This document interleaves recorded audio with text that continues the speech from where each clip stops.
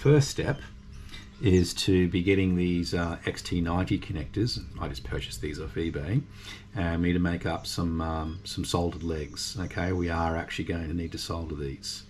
So we'll go through soldering the first one together, and then I'll put you over in a time lapse for the others. So we've got 3 to make, and just the way I've got this happening down on the ground down there is that the sources, so battery or solar, are a female XT90. So to connect to those in our switching box, we're going to need to use male XT90s, and vice versa for the output. That's going to need to be female, the opposite of what your leads are. Okay, so you can see here these has got a positive and a negative, and basically they're just a cutout here where we can do the soldering, and then we're going to take some heat shrink, and we're just going to slide that over, and then we'll heat shrink that on, and that will be the lead. Okay, so to prepare a connector, because I don't really know the history of these, this is not necessary to do, but I like to do it. I've got just a flux pen here, and I'm just going to give these terminals just a little bit of a clean up with the pen, and that's just to make sure in case there are any contaminants or residue that might still be on the connector, and when we use the soldering iron, that'll all get burnt off. It's just a precaution. There is a bit of flux in the solder, and that can be enough, but you know, we are looking to make a pretty decent joint here. So okay. Tip selection when doing a job like this is actually really important, and unfortunately I don't necessarily have the exact correct tip. Because I wanted to put a lot of heat into these, I probably would have liked a bit more surface area. So the tip I've got here, and this is not on at the moment obviously, is really for finer work on a printed circuit board. It's not really ideal for doing heavier sort of connections like this, because it can be hard to get the heat to transfer correctly on this scale. So a small chisel tip would possibly be the way to go. Unfortunately, my chisel tips, I have to buy some new ones, so we're going to make do with what we have. Okay. Alright, so we've got the connectors ready to go. I've already cut some cable here. I'm only using 5mm cable here. It's going to be more than enough for the work that we're doing, and it's all inside. Okay, so not an issue. Alright, so preparing our cables. I've got a wire crimper here. And we're just going to get ourselves with an end like this. There's our negative. Okay, and there's our positive. Nice and easy. Okay, alright. So, how to make connections of this type. The easiest way is to tin both ends first. So we're going to tin the copper cable. We're going to also tin the connectors, okay, and then we'll bring them together and actually do the soldered joint. All right. So to make life a little bit easier, I've got a holder here.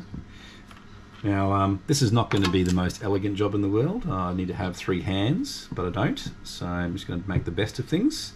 There are probably some things here that aren't 100% perfect. Others may have a different opinion, but we're just doing the best we can, and this is a hobby job after all.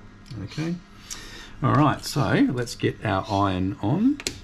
Okay, and we're going to be using 400 degree temperature. Our iron's coming up. We've got our sponge pad here for cleaning the iron. We're waiting for the temperature to come up, and then we'll start to do our soldering. So we're getting a bit of heat there. Make sure that that tip's nice and clean. Maybe just a little bit of solder on there when it reaches temperature, and that will clean it up for us.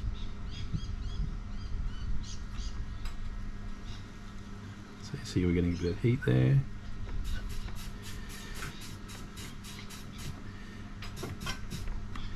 It's a little bit not so flash, so we'll try the cotton wool. There we go. So you can see now, got ourselves a nice shiny tip on the end there, which is going to be really, really nice for soldering. Always when soldering, you want to wet the iron with a bit of solder first, and that allows the heat to really be conducted into the device. Now, one thing to watch out for here, these are in a plastic mount, and they're quite large, and they obviously come through all the way, and they're actually the pin on the other side that makes the connection. So when we're heating these up, we want to make sure that we don't overheat them, because if we overheat them, we'll start to melt the surrounding plastic, and then the pin won't be retained in the correct position, and will ruin the connector. And look, it's just a matter of practice. You sort of get the hang of it. You want to heat it up to that point where the solder flows and you get a nice even coverage. But at the same time, you don't want to be overheating it that you've melted and burnt the plastic. Okay, so all right, we'll just start off by tinning these. Okay, flip it over, and we'll tin the other one. So I'm just sitting the iron in there, and I'm waiting to see that the solder is not a ball.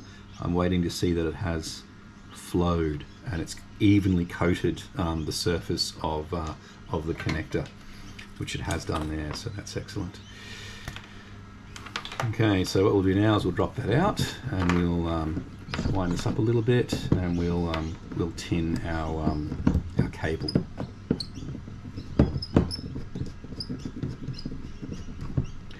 Doesn't need to be perfect. Now, lots of people have got theories about how you should do this. You want to make sure the solder is flowing through all the copper, and one way to really try and do that, and it can be hard with thicker cable, is you want to sort of hold it on the bottom and let the heat transfer up. But I like to start at the top, get a bit of solder on there, get things happening, and then we can come in from the bottom, bit of solder there. And ideally you want a scenario where you can actually melt the solder on the top. So you've got the iron on the bottom, but you've actually got enough temperature coming through that you can melt the solder at the top. And that's a great indicator that you've got the solder to flow and tin all through the end of the cable. So that one worked quite well. Drop that out, and we'll do our positive one. Remember, when using the iron, the heat rises. Okay, so if you're trying to get this to tin and you're just holding it on top, half of your heat from the iron is actually escaping. It's not going into the job at all, it's escaping into the air. And solder is the conductor which allows the heat to be conducted into the job. So you really want to make sure that you are keeping the iron wet. Okay. Be careful you don't overheat, because that heat is going to track back down the line, and if you really do overheat it, you can damage the insulation beyond the solder joint. Okay, so that's all tin now. We're ready to make the actual connection now. All right, so we'll drop this back in.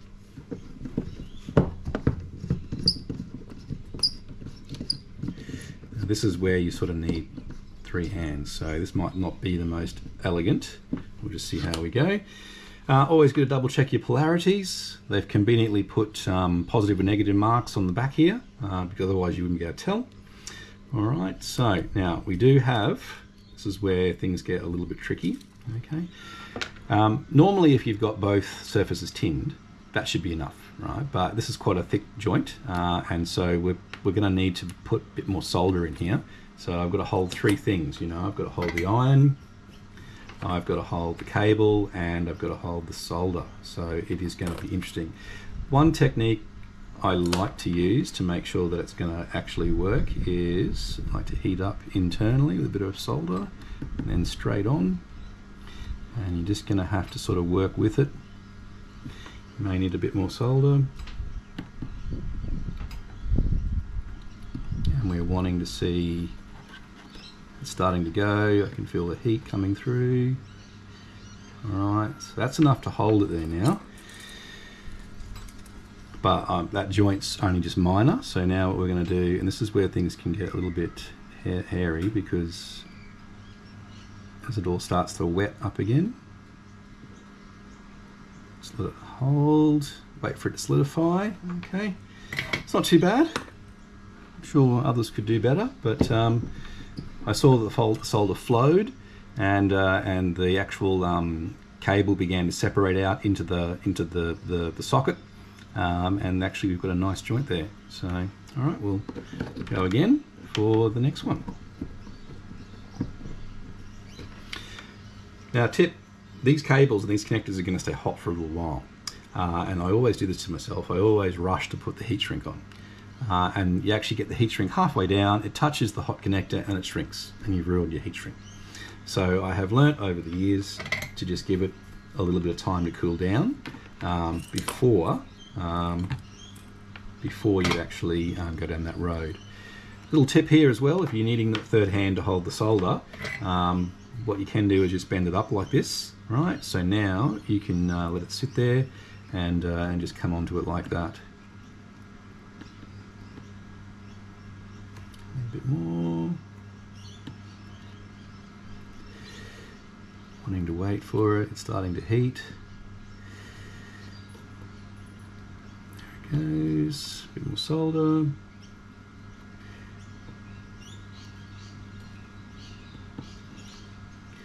Okay, that's sort of enough to sort of bond it, and now what we'll do is we'll get in there with a bit more, and this is where it can come loose for you, so just sort of, you know, hang on there. Okay, solder is cooled. Because there's quite a bit of heat in there, even after you remove the iron, you've got enough metal that it keeps the solder liquid. So if you just think, oh, that's it, I'm done, and you drop everything, the whole thing will just flick out at you. So you really got to hold it in place while you wait for that solder to harden.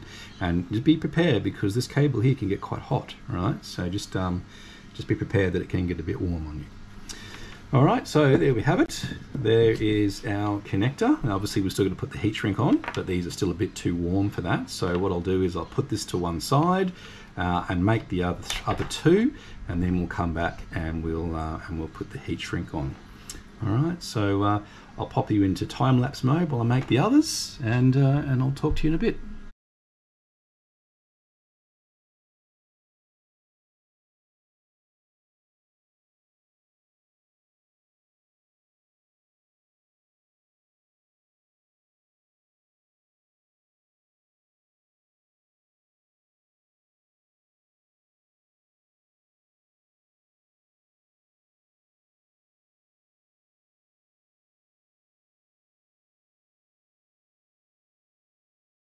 So there's our three connectors made. All right. So it's always a good idea at the end, obviously, just to inspect your soldering. Now, if you want to get really, really serious, you can have a look at it under the microscope, under the magnifying glass. The main thing I'm looking for, just to make sure I'm happy that it's bonded. I'm also looking for any dags or any sort of sharp bits that may have come off or may be there, because if you've got any really, really sharp parts that are left on the solder, when you go to put the heat shrink on, that can actually cause the heat shrink to split. All right, so they're a little bit warm. This is the first one I made, so it's nice and cool now. So we'll put the heat shrink on. As I said, make sure you let it cool down before you put the heat shrink, otherwise you will ruin your heat shrink straight away. Okay, so the heat shrink I'm using is a little tight, so you can see how it makes contact straight away. Therefore, if that connector was still hot, it would have melted the heat shrink straight up, and I would have had no chance of getting it on there properly. You can use maybe a slightly larger gauge heat shrink if you like, but this is what I have available, so just twist it if you have to. Now you can sort of see there's a bit of a sharp point there, so we'll just see how that goes, because that's the way that the cable's sort of been soldered into position. It's a little bent.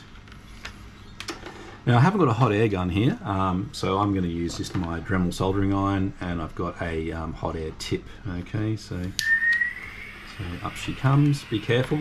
Think about what's behind you when you were doing this, because there's quite a bit of heat there.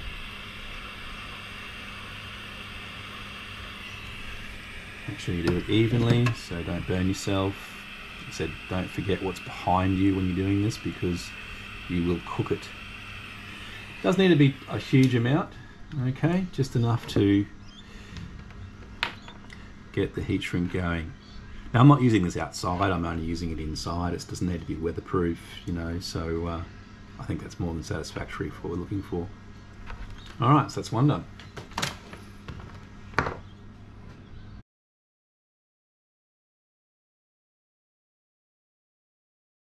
Before we put the iron away, I'd like to make sure you get all the shit off it, make sure you're putting it away nice and clean.